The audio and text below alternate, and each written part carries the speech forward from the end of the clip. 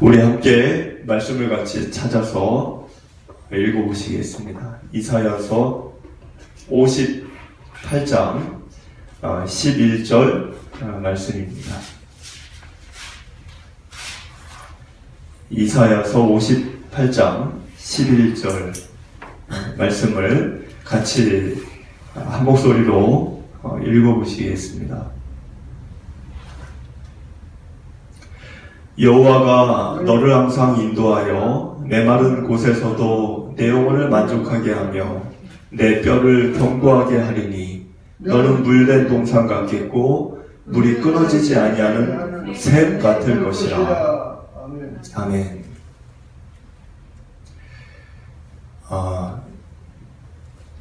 오늘날을 살아가고 있는 저와 여러분들의 이 마음에 끈을 놓아서는 안 되는 우리 생이 다한 그날까지, 어떻게 보면 그것이 치열한 내적인 싸움이 있을 수도 있고 또 외적인 어려움으로 우리에게 다가올 수도 있겠지만, 여러분들이 내려놓거나 포기하지 않아야 될 일이 있다면 그것은 거룩입니다.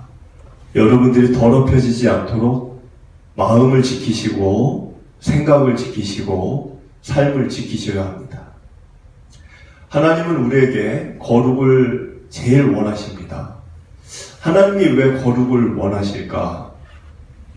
그것이 우리의 처음 존재 목적이기 때문에 그렇습니다.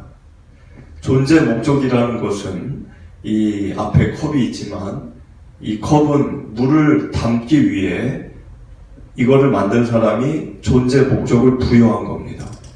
그게 이 컵의 존재 목적입니다.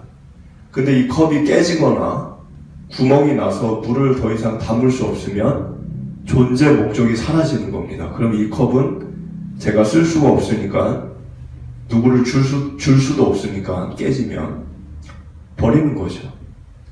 우리의 존재 목적은 뭘까요? 인간. 물이 아니고 우리의 존재 목적은 거룩입니다.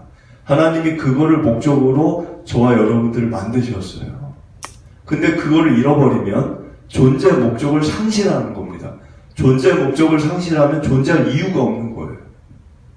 하나님이 우리에게 왜 거룩을 원하실까? 우리 존재 목적이니까. 그리고 그 거룩함 속에 여러분들에게 주어지는 생명과 모든 능력의 근간이 거기에 있습니다. 그러니까 우리가 거룩을 잃어버리면 생명도 사라지고 능력도 사라지는 거예요. 대표적인 예가 아담이에요. 아담이 죄를 지어서 생명을 잃어버렸어요. 저와 여러분에게 죽음이라는 생로병사를 안겨주었습니다. 그리고 능력을 잃어버렸어요. 아담에게 있던 능력이 있었습니다. 그 능력을 우리가 상실했어요. 거룩을 잃어버렸을 때. 그래서 그거를 회복하시기 위해, 다시 우리에게 그것을 되찾게 하기 위해 예수님이 오신 거죠. 여러분들 누구나 다 아는 구절이지만 요한복음 3장 16절 다 어릴 때 너무 많이 외웠던 구절이죠. 하나님이 세상을 이처럼 사랑하사 독생자를 주셨으니 이는 그를 믿는 자마다 멸망하지 않고 영생을 얻게 하려 하심이라. 자, 여러분들 여기 보면 이 유명한 이 구절 보면은 이처럼 이라는 말이 있어요. 이처럼. 하나님이 세상을 이처럼이라는 게 뭘까요? 죽으시기까지라는 내용이에요. 이 이처럼이라는 말은 죽으시기까지라는 말이 숨겨져 있는 겁니다. 하나님이 세상을 사랑하사 죽으시기까지 사랑을 했다는 거예요. 여러분들 누군가를 진짜 사랑하면, 누군가를 정말로 사랑하면 그 상대가 위험한 처지에 놓여지게 되어졌을 때 내 생명을 내려놓을 각오를 해야 될 때가 오게 됩니다. 막상 내 자녀가 물에 빠져도 그냥 부모가 지켜만 볼 수는 없잖아요. 내가 죽는 한이 있더라도 뛰어 들어가든가, 불이 났으면 그 안에 내 가족이 있다면 내가 죽는 한이 있더라도 불 속으로 뛰어 들어가든가, 그런 순간이 올 수도 있는 거죠. 주님은 우리가 모두 이제 사망의 길로 그 위험한 상황에 가게 되어졌을 때 그거를 선택하신 위대한 사랑을 결정하신 겁니다. 하나님이 인간을 창조하실 때 사람에게 두 가지를 주셨어요. 아주 중요한, 이것이 없으면 인간이 아니에요. 중요한 두 가지를 주셨어요. 하나가 뭐죠? 하나는 영이고, 또 하나는 자유를 주셨습니다.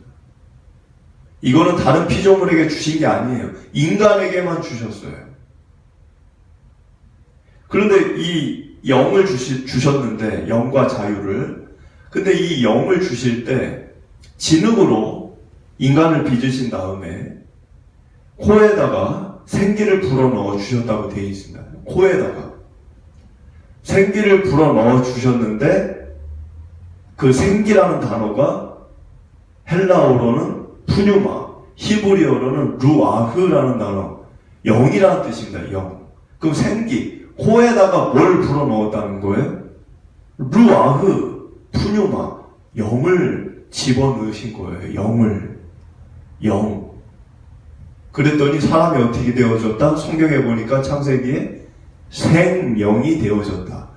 영이 들어가니까 진흙으로 하나님이 인간을 빚었을 때는 그냥 죽어 있는 거예요. 몸은 사람처럼 되어 있지만 눈도 안 뜨고 말도 못하고 죽어 있는 몸이에요. 그런데 그 인간의 몸을 진흙으로 빚은 다음에 아담을 얘기하는 거죠. 코에다가 영을 불어넣으니까 생명이라는 거는 생명체가 됐다는 거예요. 눈을 뜨고 말을 하고 행동을 하고. 하나님의 영이 들어와서 우리가 살아있는 존재가 됐다는 거예요. 근데 여러분들 여기에서 우리가 주목해야 될 거는 하나님이 영을 코에다가 집어넣을 때 그 영이 어디서 온 영을 넣은 거예요? 어디서? 그 영. 출처가 어디냐는 거예요. 그 영. 자신 속에 있는 영을 집어넣은 겁니다. 하나님의 영을 일부 떼어서 우리에게 넣어준 거예요. 그 얘기는 뭐죠? 우리가 하나님의 영을 갖고 있었다는 거예요.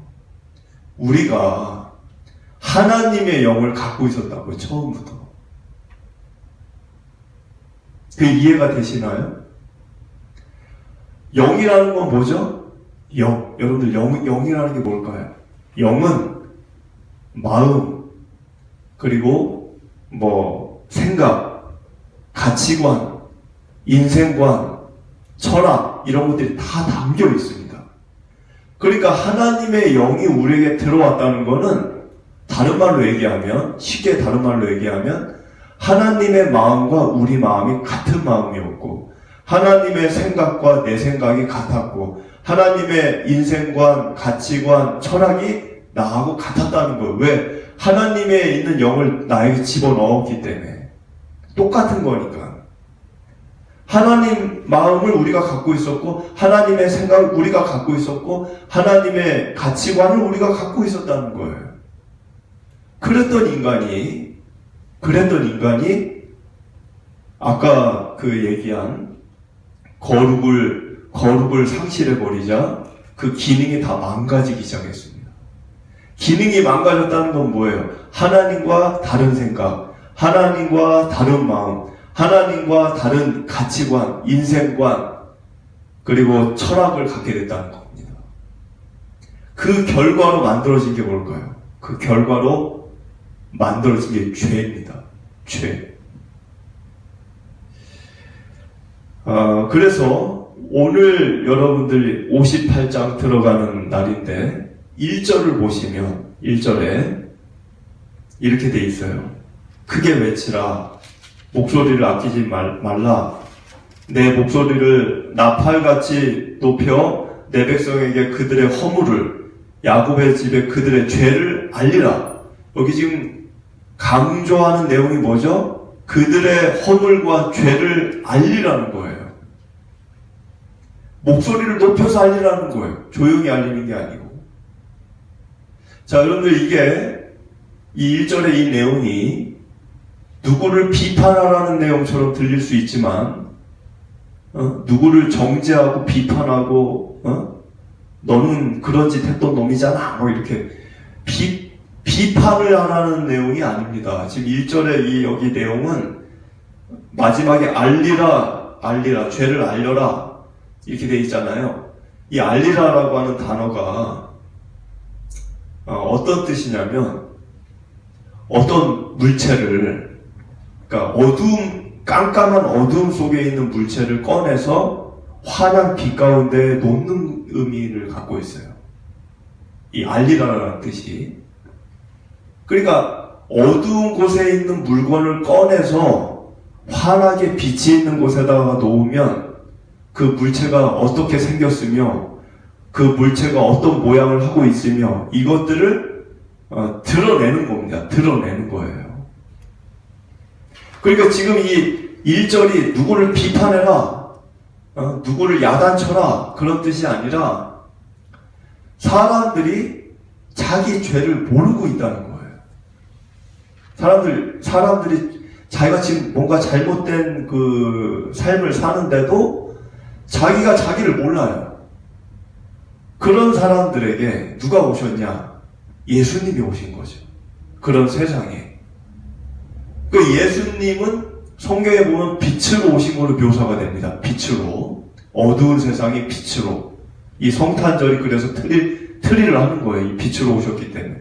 그런데 이 빛이라고 하는 거는 특징이, 이 빛이라는 것은 어두운 것을 환하게 바꾸는 역할을 하죠. 그러니까는 사람들이 자기 얼굴에 묻었던 여러분들이 아침에 일어나면 내 눈에 뭐가 묻었는지, 눈꺼풀이 있는지, 내 머리가 지금 헝클어졌는지 이런 것들 여러분들 거울을 보면 알잖아요. 거울을 보면 아침에 일어나 거울을 안 보면 지금 내 모양새가 어떻게 흐트러졌는지를 알 수가 없죠. 그것처럼 환한 빛 가운데에서 거울을 봐야 내 지금 모습이 뭐가 묻었나, 머리가 어디가 이렇게 헝클어졌나, 그거를 내가 알 수 있듯이 환한 빛이 되어서 예수님이 오셨고, 거울처럼 하나님이 말씀을 우리에게 주셔서 그 말씀을 내가 볼 때 거울을 보는 것처럼 내 모습을 보게 된다는 거예요. 아침에 여러분들이 불을 켜고 화장실에 가서 거울을 보는 것처럼 예수님이 빛으로 오셔서 환하게 비추셨고 우리 마음을 성경 말씀을 우리에게 주셔서 거울을 보듯이 내 마음을 보게 하셨다는 겁니다. 그러니까 사람들이 죄를 알게 되는 거예요. 죄를.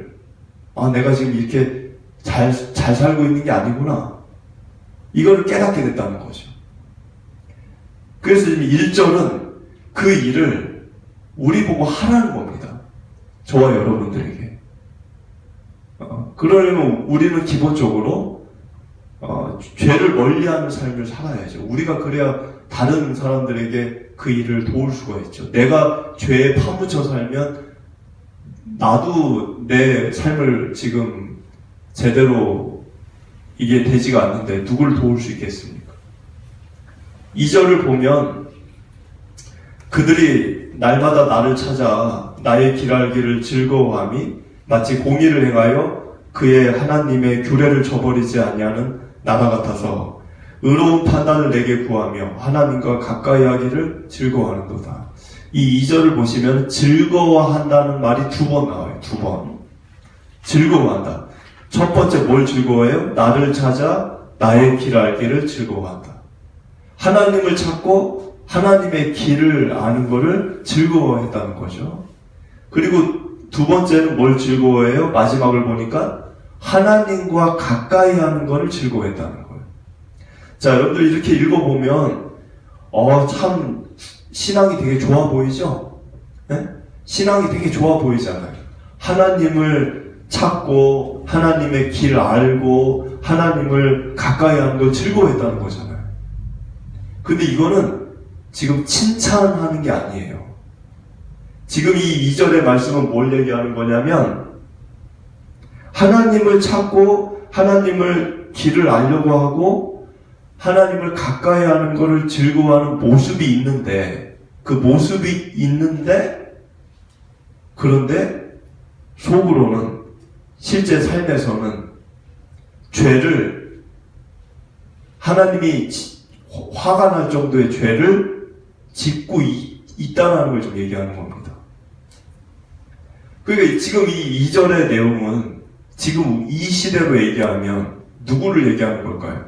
지금 이 시대로 얘기하면 교회 다니는 사람들을 얘기하는 거예요. 교회 다니는 사람들. 왜? 교회를 안 다니는 사람들은 하나님을 찾거나 하나님의 길을 알거나 하나님을 가까이 하지 않습니다. 아예.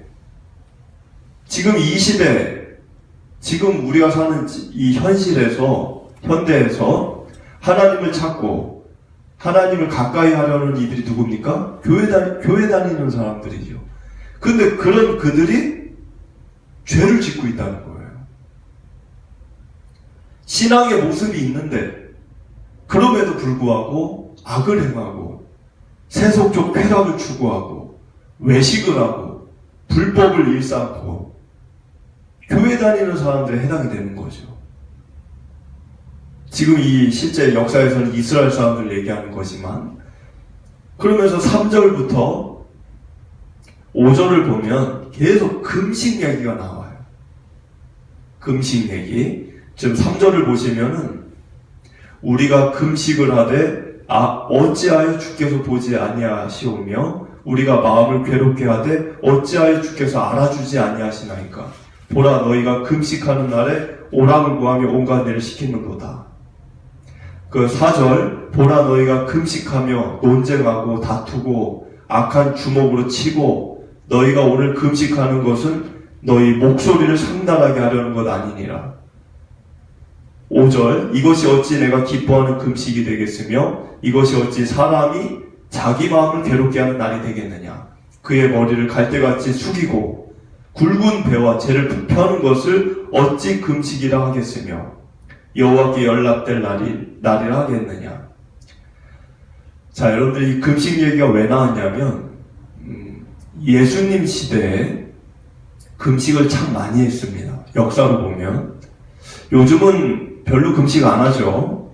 근데 예수님 당시에 금식을 많이 했어요. 실제로 예수님 당시에 바리새인들은 거의 주기적으로 일주일에 한 2번씩은 금식을 했습니다. 그리고 예수님도 40일 금식을 했어요. 광야에서. 인간으로서 가장 기본적인 욕구인 식욕을 억제를 하면서 자기 안에 있는 모든 욕구, 그러니까 식욕은 당연히 억제가 되는 거지만 그 외에 다른 욕구가 있잖아요. 인간이 본능적으로 그 모든 욕구를 억누르고 자아를 부정하는 기간을 갖는 겁니다. 40일 금식같이 이렇게 긴 기간은 목숨을 걸어야 돼요. 실제로 40일 금식하다 죽은 분들도 있습니다. 그러니까 그 배고픔의 통증 속에서 나의 생명, 지성, 이성, 평상시 내가 했던 판단과 생각들, 의지, 이 모든 것들을 완전히 내려놓는 기간을 갖는 거예요. 금식이라는 그 기간을 통해서. 그런데 그런 금식에 대해서 오늘 말씀은 좋은 얘기를 하지를 않아요. 이유가 뭘까요? 마태복음 6장 16절을 보면 이제 예수님이 이런 말씀을 했습니다. 금식할 때 너희는 외식하는 자들과 같이 슬픈 기색을 보이지 말라. 그들은 금식하는 것을 사람에게 보이려고 얼굴을 흉하게 하느니라. 무슨 말이냐면 예수님 당시에 금식을 많이 했는데 사람들이 금식을 할 때 일부러 얼굴을 세수를 안 해. 씻지를 않는 거예요. 일부러. 왜? 나 금식하고 있다는 걸 사람들에게 알리려고. 그러면 그 금식은 누구에게 인정받고 누구에게 보이려고 하는 금식입니까? 그건 사람에게 보이려고 하는 금식이죠. 그런 거 하나님 안 받겠다는 거예요. 누가복음 5장 33절을 보면 그들이 예수께 말하되 요한의 제자는 자주 금식하며 기도하고 바리새인의 제자들도 또한 그리하되 당신의 제자들은 먹고 마시나이다. 지금 바리새인들이 요한의 제자 또 바리새인들의 제자는 금식을 하는데 예수 당신의 제자들은 왜 먹고 마시고 금식을 안 하냐? 따졌어요. 예수님께 따졌다고요. 그 왜 금식을 안 하냐고. 그 얘기는 뭐죠? 금식을 하는 자들이 금식을 안 하는 자들을 비판하고 조롱하고 정죄했다는 것. 마치 금식을 하는 자기가 신앙이 더 좋은 것처럼. 좋은 것도 아닌데 스스로를 높인 거죠. 누가복음 18장을 보면 11절 12절에 바리새인은 서서 따로 기도하여 이르되 불이 간음을 하는 자들과 같지 아니하고 이 세리와도 같지 아니함을 감사하나이다. 그러니까 바리새인이 지금 기도하는 장면이에요. 바리새인이 기도를 하는데 뭐라고 기도했죠? 하나님, 나는 불의하게 안 살았고 간음도 안 했고 저 세리와도 나는 같지 않다. 나는 착한 사람이에요. 나는 잘 살고 있어요, 하나님. 이렇게 기도했다는 거죠. 그러면서 12절에 바리새인이 뭐라고 그랬냐면 나는 일에 2번씩 금식하고 또 소득의 11조도 드리나이다. 하나님, 나는 금식도 2주에 2번씩 금식하고 11조도 나 드리지 않습니까? 하나님, 나 이 정도면 잘하고 있잖아요. 자신을 높일 때, 자신이 의롭다라고 여길 때 금식을 하는 일을 언급했다는 거예요. 예수님은 이런 모습에 대해서 받아주지는 않으셨어요. 오히려 이 바리새인을 야단쳤죠. 이거 비유긴 하지만 바리새인을 야단치고 세리를 의롭다 하셨습니다. 예수님 당시에 잘못된 금식 문화가 있었는데 이사야 시대에도 그랬다는 거예요. 여러분들, 이사야 시대에 잘못된 금식 문화는 무엇이었냐면 고행을 통한 공로주의입니다. 고행을 통한 공로주의. 우리가 인간관계를 맺을 때에도 그럴 수 있어요. 내가 누군가에게 선물을 주거나 내가 누군가에게 밥을 샀을 때 내심 기대할 수 있죠. 내가 이만큼 했으니까 저 사람도 나한테 해야 되는 거 아니야? 그런 생각을 할 수 있죠? 그게 공로주의예요. 내가 당신한테 이만큼 했으니까 당신은 나한테 어느 정도 해야 돼. 내가 한 공로를 통해서 상대방이 나에게 뭔가를 해줄 거를 요구하는 겁니다. 하나님께는 그렇게 하면 안 돼요. 하나님께 이사야 시대 사람들이 무슨 일을 했냐면 금식을 해요. 근데 그 금식을 어떤 목적으로 했냐는 거예요. 어떤 목적? 무엇 때문에? 축복입니다. 자신들이 금식을 하면 하나님은 자신들이 요구하는 축복을 주실 수밖에 없을 거라는 생각을 했다는 거예요. 내가 금식을 하면 하나님은 나에게 축복을 해 주셔야 돼. 그러면서 금식을 했는데 그 금식을 하면서 정작 자기 마음, 자기의 잘못된 언행, 자기가 하나님의 말씀을 지키지 않는 삶, 이런 죄에 대해서는 뉘우치거나 반성하거나 회개하거나 전혀 하지를 않았다는 거예요. 속은 그대로 문드러져 있고 썩어져 있고 비린내 나고 냄새나는 삶을 살면서 금식을 한 거를 가지고 하나님이 내가 금식을 하면 축복을 해 주셔야 된다라고 하는 그 감정을 갖고 하나님께 금식을 했다는 거죠. 그 말씀이 3절에 나와 있어요. 3절에 뭐라고 되어 있죠? 어찌하여 주께서 알아주지 아니하시나이까. 주께서 알아주지 않는, 그 말이 뭐냐면, 하나님 나 금식했잖아요. 하나님 나 금식했잖아요. 근데 왜 안 해주세요? 왜 내가 원하는 거 안 들어주세요? 나 금식했잖아요. 왜 알아주지 않으세요? 여러분들 성경에 보면 하나님이 기뻐하셨던 금식이 있습니다. 하나님이 기뻐했던 금식. 대표적인 게 어떤 게 있죠? 유다 백성들이 다 페르시아 왕에게 전멸을 당할 위기에 처했을 때 에스더를 중심으로 해서 온 백성들이 금식을 3일 주야를 했어요. 하나님이 그 금식을 기뻐하셨어요. 그리고 두 번째는 요나가 니느웨 성에 가서 심판을 전할 때 그 니느웨에 있는 왕과 백성과 심지어는 소나 양까지, 짐승까지 밥을 먹지 않고 하나님께 눈물을 흘리고 회개하며 금식을 했습니다. 하나님이 그 금식을 기쁘게 보셨어요. 세 번째는 아합의 왕이, 이스라엘의 아합 왕이 하나님께 저주와 심판의 메시지를 전해 들었을 때 굵은 베옷을 입고 그리고 하나님 앞에 회개하면서 금식을 했습니다. 하나님이 그 금식을 기뻐했어요.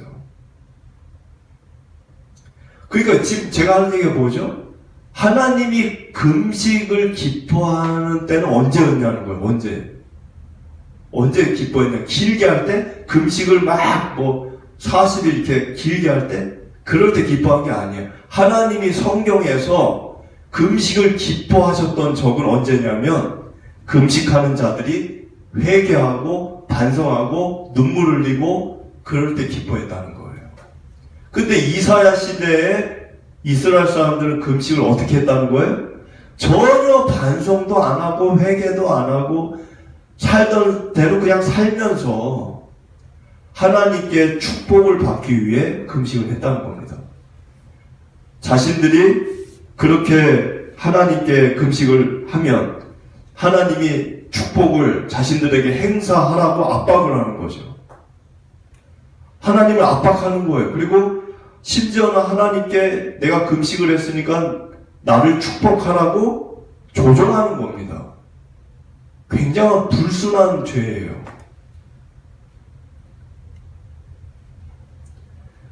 여러분 금식을 해보면 몸이 힘들죠. 육체가 힘들어요. 밥을 안 먹으니까.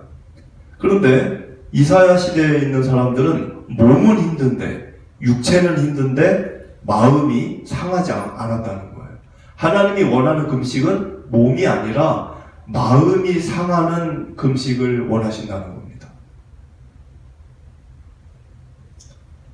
그러니까 이 이스라엘 사람들은 마음은 상하지 않고 몸만 배고프고 힘들고 이런 금식을 하니까 금식하는 기간 중에 3절을 보니까 오락을 하고 4절을 보니까 서로 논쟁을 하고 주먹으로 치고받고 싸우고 5절을 보니까 이것이 어찌 사람이 자기 마음을 괴롭게 하는 이런 날 금식이냐. 하나님이 그런 야단까지 쳐요. 6절, 7절을 보면 내가 기뻐하는 금식은 흉악의 결박을 풀어주며 멍에의 줄을 끌어주며 압제당하는 자를 자유케 하며 모든 멍에를 꺾는 것이 아니겠느냐. 7절을 보니까 줄인 자에게 내 양식을 나누어 주며 유리하는 빈민을 집에 들이며 헐벗은 자를 보면 입히며 또 내 골육을 피하여 스스로 숨지 아니하는 것이 아니겠느냐. 그러니까 하나님이 기뻐하는 금식이 지금 6절부터 나오는데 하나님이 기뻐하는 금식이 뭐죠? 내가 잘 되기 위해, 내 문제 해결하기 위해, 내가 축복받기 위해 나만 생각하는 금식을 하나님 기뻐하는 게 아니고 하나님은 상한 마음, 아까 얘기했잖아요. 회개하고 반성하고 통회하고 상한 내 영혼과 마음을 갖고 이렇게 금식을 하다가 내 마음이 상하니까 내 주변의 마음이 상한 자들이 비로소 그때 보이는 거예요. 나만 힘든 게 아니었구나. 저 사람도 힘들었구나. 다른 힘든 사람들이 눈에 보이는 거죠. 그래서 그들에게 사랑과 자비를 행할 때 하나님이 그 금식을 기쁘게 받으신다는 겁니다. 압제당하는 자를 자유롭게 하고 헐벗고 굶주린 이들을 돕고 8절 그럼 어떤 일이 일어나요? 만약에 내가 그런 금식을 하면 그런 하나님이 기뻐하는 금식을 내가 하면 8절에 하나님이 이런 약속을 하셨어요. 그리하면 내 빛이 새벽같이 비칠 것이며 내 치유가 급속할 것이며 내 공의가 내 앞에 행하고 여호와의 영광이 내 뒤에 호위하리니. 8절의 이야기는 한밤중에 이렇게 날이 이제 일출 시간이 되면 해가 뜨잖아요. 그럼 해가 뜨면 어두운 밤하늘을 빛이 가릅니다. 마치 그것처럼 어두운 내 마음에 하나님의 빛이 내 어두운 마음을 갈라서 그 빛이 내 영혼에 닿게 될 때, 내 마음에 닿게 될 때, 내 마음에 고목처럼 썩어가고 있고 문드러져 있는 내 마음이 갑자기 온기가 느껴지면서 그 고목에 새 싹이 돋듯이 내 영혼에 새 생명이 움트고 하나님의 영광이 느껴지고 의로운 삶이 바라봐지고 그 놀라운 경험을 하는 일이 나에게 벌어진다는 거예요. 어떤 일을 하게 될 때 하나님이 기뻐하는 금식을 하면 그래서 9절처럼 이어지는 축복이 이어지는 거죠. 나의 기도를 하나님이 응답하신다는 거죠. 하나님이 아무 기도나 다 들어주는 게 아니에요. 뭐 40일 금식하면 무조건 들어줍니까? 아니에요. 그거 하나 죽은 사람도 있다니까요. 기도 응답을 받은 게 아니라 죽은 사람도 있다고. 그러니까 40일 금식이 중요한 게 아니라 금식을 할 때 내 마음이 중요한 거예요. 그리고 내 삶이 아까 같이 나처럼 마음이 힘든 사람을 보게 되고 그들을 도울 때 그때 내 기도가 응답이 된다는 거예요. 9절에 써 있잖아요. 응답하겠고 내가 여기 있다 하리라. 그러면서 하나님이 전제로 얘기하는 게 만일, 그러니까 전제예요. 만일 너가 너희 중에서 멍에, 손가락질, 허망한 말을 버리면, 그러니까 멍해라는 건 뭐예요? 멍해라고 하는 거는 다른 사람을 억압하는 거예요. 다른 사람을 힘들게 하는 거, 그거 하지 말라는 거죠. 손가락질, 조롱하는 거예요. 다른 사람을 비웃고 조롱하고 그거 버리라는 거예요. 그리고 허망한 말은 사악한 말이에요. 욕을 하고 저주하는 거죠. 남을. 그거를 너희가 버리면 어느 중에 금식을 하는 중에 그런 행동을 너희가 버리겠다라고 반성하고 회개하면 그러면 10절과 같이 11절 같이 11절처럼 하나님이 우리를 인도해 주시겠다고 약속을 하신 겁니다. 11절에 너를 항상 인도하여 메마른 곳에서 내 영혼을 만족하게 할 것이다.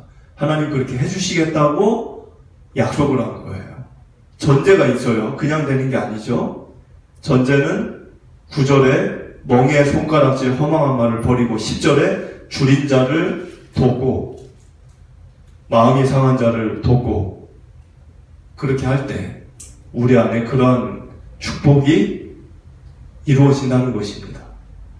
많은 사람들은 하나님이 내 기도를 응답해 주기를 원하고 하나님이 항상 나와 함께 하시기를 원하죠.